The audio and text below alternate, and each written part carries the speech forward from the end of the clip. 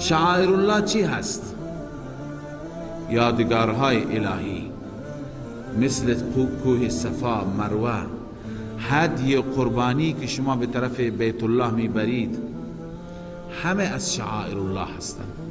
الله میفرماید شما اینها را حلال ندانید، ولا الشهر الحرام، و همچنین ماه حرام را در ماه حرام نجنگید، ولا الهدی، و همچنین هدی. هدی چیه؟ اون حیوانی که شما اون را میبرید به طرف خانه خدا برای خیرات کردن، برای قربانی کردن. المراد منه الهدی ذوات القلائد، مراد اون هدی هست که قلاده به گردنش هست، یعنی او را نشانی کردی برای قربانی.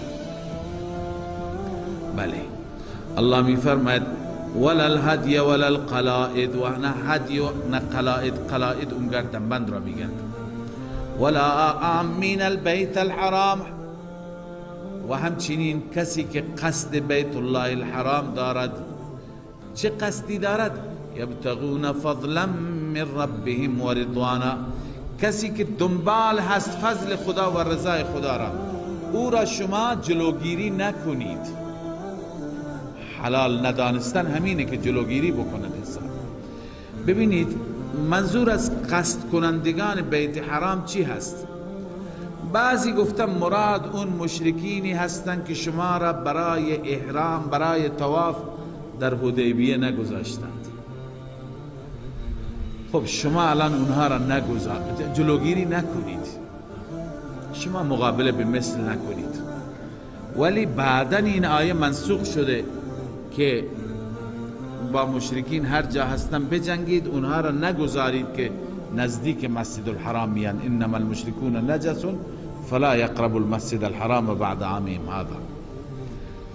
اما بعضی دیگه میگن نه خیر، مراد از این اون مشرکین نیستند، نیازی نیست ما آیه را منسوخ بدانیم. شیخ رحمه الله همین تفسیر را میپسندد، این قول را ترجیح میده.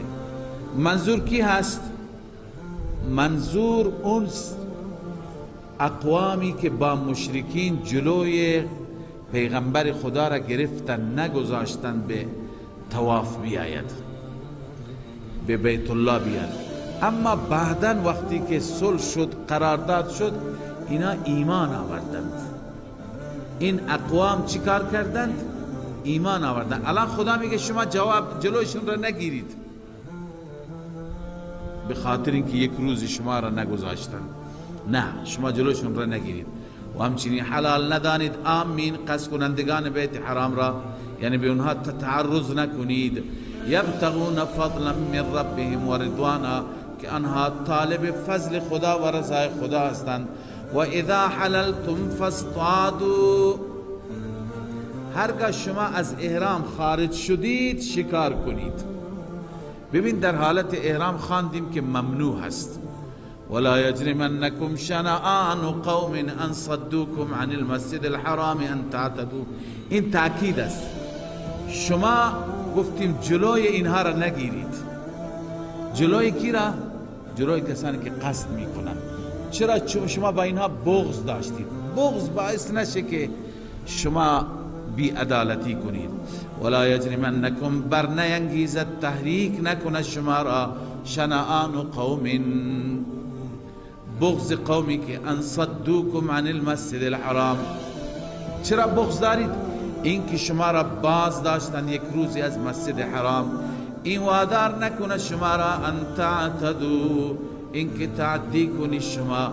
و تعاونوا علی البر والتقوى، هم دیگر را کمک کنید بر بر و تقوا، بر نیکی و خدا ترسی.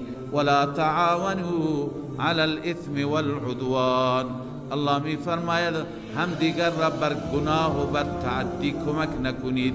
واتقوا الله، این نسخه عمل است، از الله بترسید. ان الله شدید العقاب، بدون شک خدای عزوجل سخت عذاب دهنده است.